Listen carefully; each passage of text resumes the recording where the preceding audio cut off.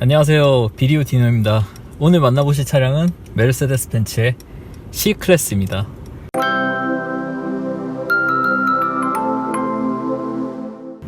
크기만 다른 소세지 삼형제 중에서 저는 가장 작은 소세지죠. 요즘 특히나 이번 세대로 넘어오면서 메르세데스 벤츠 세단의 디자인이 거의 통일이 되고 패밀리룩이 강화되면서 크기만 다르고 모양은 굉장히 비슷해졌는데, 그래도 굉장히 만족스러운 점은 모두 다 예쁘다는 겁니다. C클래스, E클래스, S클래스 모두 디자인이 그전 세대에 비해서 매우 발전한 것 같아요. 저기 앞쪽에도 C클래스가 오네요. 지금 타고 있는 C클래스는 2013년에 나온 S클래스가 이번 세대 디자인의 포문을 열었고, 그 한 해 다음인 2014년에 출시된 C클래스, 그 중에서도 C200 모델입니다. 이 모델은 S클래스와 굉장히 닮은 외모로 인해서 베이비 S클래스라는 별명도 있고, 그런 점이 굉장히 사람들의 좋은 반응을 얻어내고 있어요. 이번 영상에서는 이렇게 짧게 시내에서 주행하는 모습과 디자인에 대해서 주로 보여드리겠습니다. 먼저 앞모습을 볼게요. 앞쪽의 디자인은 굉장히 잘 정리되어 있는데, 가운데 코 쪽으로 크게 튀어나온 부분이 있고 V자로 모이는 것이 되게 인상적입니다. 아래쪽도 저 주간주행등부터 이렇게 모여가지고 아래쪽까지 이렇게 감싸는 디자인이 굉장히 아름답고요. 그리고 이 위에 있는 올라와 있는 쇠꼭지별이 아니라 이 모델은 굉장히 크게 벤츠 엠블럼이 박혀있는 그런 모델이고요. 트림의 등급에 따라서 이건 달라지기도 합니다. 그리고 앞쪽에 전방 주차 센서가 하나, 둘, 셋, 네 개가 있고, 약간 측면에도 하나 더 포함되어 있는 게 보이네요. 그리고 여기 전조등 자체도 이거 주간주행등 위에 이 방해지시등이 굉장히 보석같이 예쁘게 빛나는 것이 좋고요. LED 하이 퍼포먼스라고 굉장히 자기 성능을 자랑하고 있습니다. 그리고 이 위에 잘 보시면 메르세데스 벤츠라는 것이 보이죠?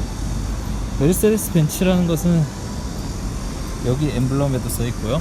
그리고 또 귀여운 게 여기 와이퍼 끝에도 잘 보시면 벤츠 엠블럼이 있죠? 이게 굉장히 귀여운 면입니다. 그리고 방금 발견하게 됐는데요, 이 앞유리 아래쪽에 칼벤츠네요. 칼벤츠라고 멋지게 사인이 들어가 있습니다.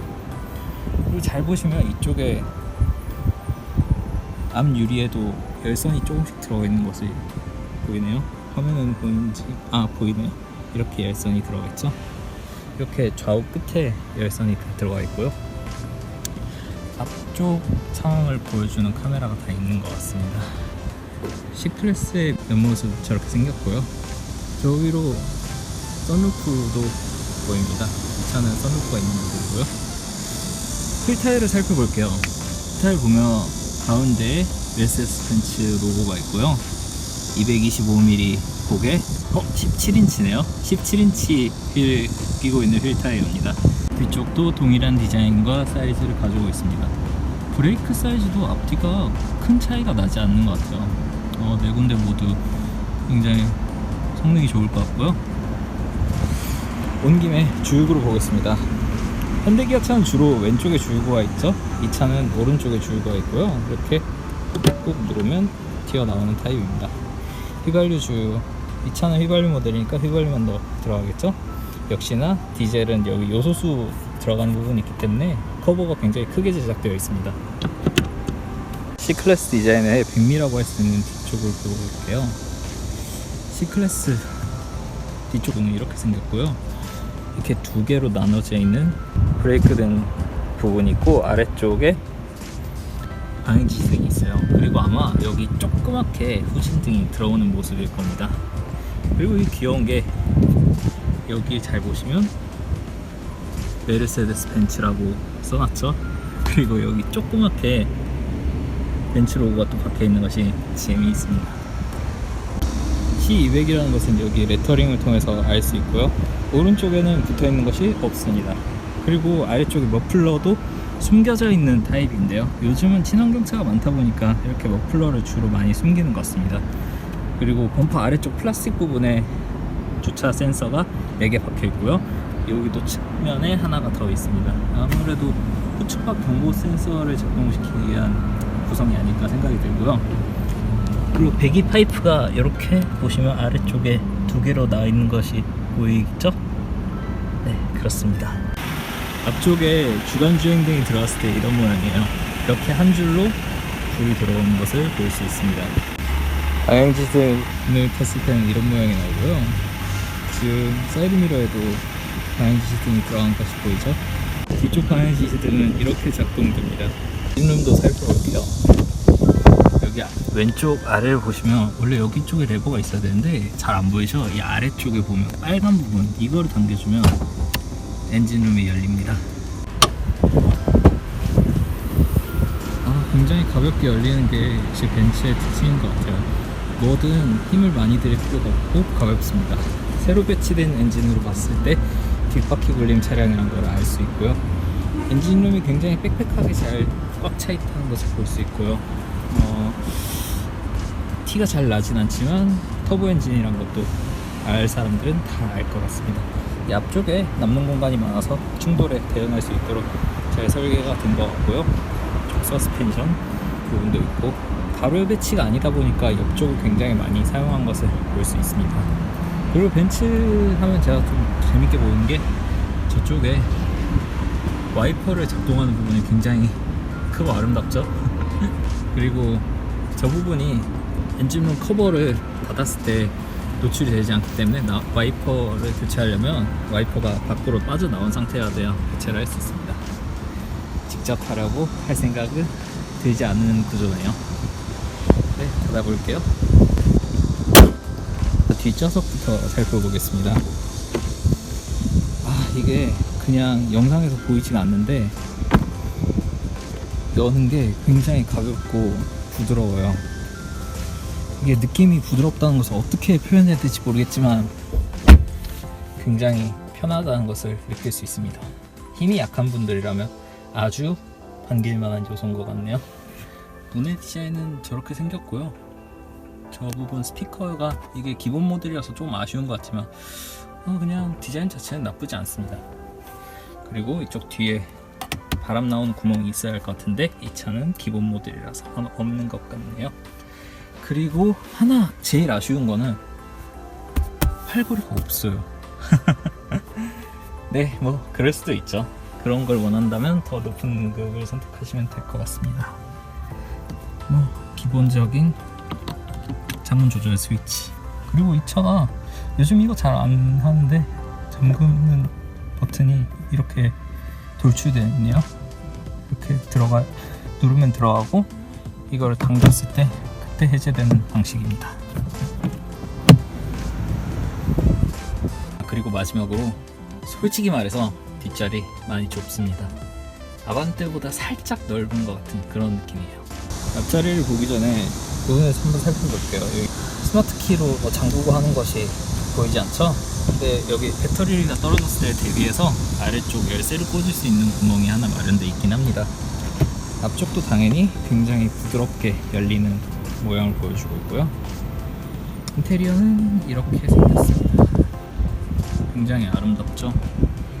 저는 실내 디자인이 굉장히 마음에 듭니다. 딱 앉았을 때 C클래스의 그래픽이 앞에 표시되는 게 보이고요. 트립 컴퓨터와 지금까지 총 주행거리 이 차는 448km를 주행했네요. 그런 것을 보여주고 있습니다. 너무 더우니 시동을 켜볼게요. 브레이크를 밟고 한번 누르면 시동이 걸립니다. 밖에가 지금 많이 더워가지고 좀 줄여야겠어요. 메뉴 이렇게 하면 위쪽에 공조장치가 다 보이는 것이 특징이에요.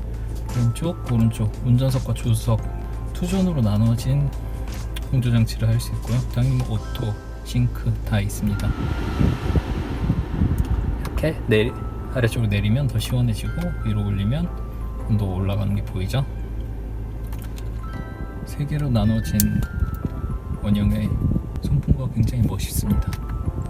송풍구 막으려면 돌리면 됩니다. 그리고 이쪽 글로우 박스를 보시면 메르세데스 벤츠 이렇게 매뉴얼이 있습니다. 이렇게 생겼고요.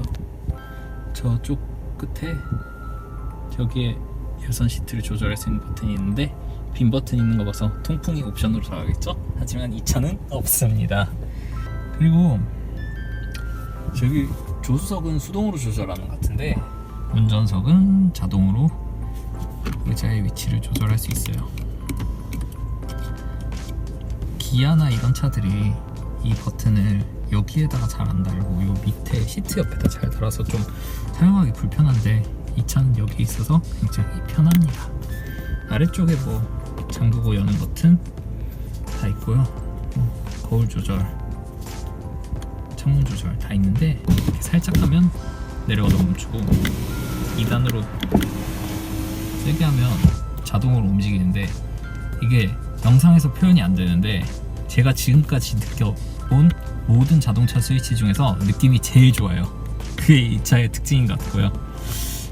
다들 이런 질감을 보여주는 스위치를 사용했으면 좋겠다 싶은데 원가도 차이도 있으니까 뭐 벤츠에서만 느낄 수 있겠죠? 네, 운전석 쪽에는 여기 전조등을 조절하는 스위치들이 다 있습니다. 안개등, 여기 뭐 오토로 놓고 다 사용하면 돼요. 여기는 계기판 밝기를 조절할 수 있습니다. 스티어링 휠은 이렇게 생겼어요. 왼쪽에 있는 버튼으로 주로 트립 컴퓨터를 조절할 수 있고요. 이렇게 간단하게 키로수만 보여줄 수도 있고 순간 연비를 보여줄 수 있습니다. 하지만 평균 연비가 안 나오는 게 좀 아쉬워요. 에코 디스플레이 얼마나 이게 친환경적인 주행을 했나 보여주고요. 다른 뭐 여기 평균 연비가 있는데 평균 연비랑 저는 순간 연비가 같이 나오는 그런 모드가 있어야 좋거든요. 근데 이 차는 없어요. 그래서 저는 이렇게 놓고 운전하는 게 가장 좋은 것 같습니다. 계기판은 이렇게 생겼고요. 저는 이런 디지털보다는 바늘이 있는 게이지가 더 좋은데 이것도 봤을 때 큰 불편함은 없을 것 같습니다. 그리고 오른쪽은 볼륨 조절하고 뮤트하는 거, 전화 조절하는 부분이 있어요. 왼쪽에 방향지시등을 작동하는 이 버튼 쪽에 와이퍼도 같이 작동하는 버튼이 있고요. 누르거나 이렇게 돌려가지고 작동을 시키는 것 같습니다. 그리고 여기 큰 버튼이 있어가지고 이게 뭔가 했더니 운전석 자체에 틸트와 텔레스코프 기능을 작동하는 거였어요. 보통 이게 굉장히 조그맣게 많이 돼 있거나 수동으로 돼 있는데 저는 이렇게 자동 중에서 크게 돼 있는 거는 이 차에서 처음 보는 것 같습니다. 그리고 이 차가 굉장히 특이하게 여기 이쪽에 크루즈 컨트롤이 있는 것이 아니라 왼쪽 아래에 있죠. 여기 방향지시등 아래에 있는데 이거 굉장히 오래된 벤츠의 전통인데 솔직히 왜 하고 있는지 잘 모르겠어요. 여기에 있어도 될 것 같은데 물론 적응하고 나면 굉장히 좋을 것 같긴 합니다. 이렇게 돼 있는 상태에서 한번 당기면 정속주행장치 이렇게 뜨죠. 그리고 다시 밀면 이게 꺼집니다. 네, 당긴 상태에서 위아래로 올리고 내려서 속도를 조절하는 방식입니다. 그리고 여기 커맨드 시스템이 있다는 것이 재밌는데요. 이게 재밌는 게 여기서 돌리면 이게 돌아가죠. 아직까지 적응이 안 되는데 적응만 되면 굉장히 편하게 쓸 수 있을 것 같습니다. 근데 솔직히 하나 아쉬운 점은 역시 한국 사람이 한국에서 만든 게 더 나은지 벤츠 커맨드 시스템 그렇게 편하지 않습니다. 제 생각에는 현대기아나 그런 쪽에서 만드는 게 더 잘 맞는 것 같아요. 블루투스 말고 USB로 연결했을 때는 USB 충전밖에 안 되지 USB를 통해서 음악을 들을 수 없다는 게 아쉬워요. 무조건 블루투스로 연결해야만 음악을 들을 수 있습니다. 그리고 여기 가운데를 열면 생각보다 많은 걸 넣을 수 있어요. 그리고 SD카드를 수납하는 공간과 USB를 꽂을 수 있는 공간이 있죠. 네, 이건 충전만 되는 포트였습니다. 음악 재생은 블루투스로 해주세요. 그리고 뒤로 가기, 뭐 다음 곡, 즐겨찾기 저장할 수 있고요. 볼륨이 여기 있다는 게 이게 조수석을 굉장히 배려한 그런 것 같습니다. 좋은 디자인인 것 같아요. 그리고 왼쪽에 드라이브 모드를 설정할 수 있고요. 스포트 내리면 컴포트, 내리면 에코, 이렇게 조절할 수 있습니다. 그리고 뭐 공의 ISG를 끄고 키는 버튼이 있고 주차 센서를 작동하는 버튼이 있어요. 차량 기능에 대해서 보여주는 게 재밌네요. 연비도 이렇게 볼 수 있고요. 그리고 내비게이션을 볼 수 있는데 확실히 그냥 국산 내비게이션이 낫다는 생각이 많이 듭니다. 그리고 이 차는 옵션으로 여기 헤드업 디스플레이가 없어요. 컵홀더가 2개 있죠. 룸미러는 이렇게 생겼고요. 또 여기 위쪽에 선루프를 작동할 수 있습니다. 잘 열리네요.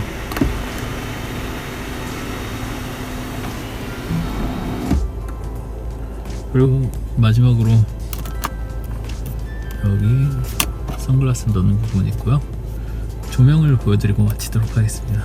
조명 부분을 누르면 이게 한 번에 확 밝게 켜지는 게 아니라 은은하게 켜지고 은은하게 꺼지는 게 굉장히 우아해요. 이런 게 벤츠의 멋인 것 같습니다. 네, 여기까지 벤츠 인테리어를 모두 살펴봤습니다. 운전했을 때 느낌은 일단 역시 고급차답게 굉장히 편안하다는 느낌이 많이 들고요. 근데 여러 가지 특징 중에서 몇 가지 아쉬운 점도 있긴 하지만 일단 역시 벤츠는 벤츠구나 라는 생각이 많이 듭니다. 9단 자동 변속기를 사용하고 있고요. 지금 50km 정도 굉장히 느린 속도인데도 5단을 사용할 정도로 기어비가 촘촘하게 나눠져 있는 것을 볼 수 있습니다. 그리고 현대기아차 국산차에 비해서 좀 다른 점이라고 할 만한 것은 저속에서의 소음이 현대기아차보다는 조금 더 있는 것 같습니다. 특히 느린 속도로 움직일 때 약간씩 그르렁거리는 것 같은 소리가 국산차와는 느낌이 좀 다릅니다. 역시 이게 독일차의 특징인가 하는 생각도 들고요.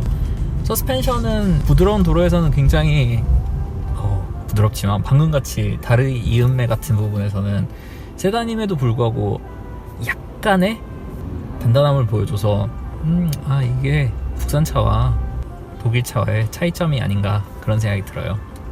계기판에서 한 번에 보여줄 수 있는 정보의 양이 그렇게 많지가 않아요. 굉장히 적죠. 지금 순간연비밖에 안 나오죠. 순간연비랑 주행 가는 거리만 나오는데요.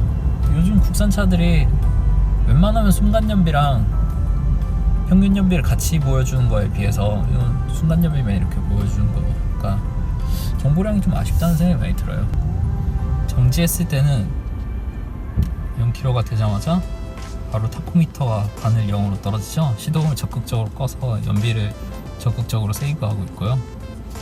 운전했을 때 느껴지는 감각이 가장 크게 느껴지는 게 이렇게 스티어링 휠을 잡았을 때 굉장히 두툼합니다. 이게 그냥 일반적인 모델인가 싶을 정도로 이 부분은 굉장히 두툼하고 윗부분도 많이 두툼해요. 제가 5 시리즈를 탔을 때 생각보다 핸들이 굉장히 가늘어가지고 놀랐었는데 특히 이 부분은 굉장히 가늘죠. 제네시스도 그렇고요. 하지만 이 차는 꽤나 스포티한 면을 보여주려고 하는지 스티어링 휠이 굉장히 두툼합니다. 그리고 뭐 뒤쪽에 마이너스 플러스 패들 시프트가 있고요.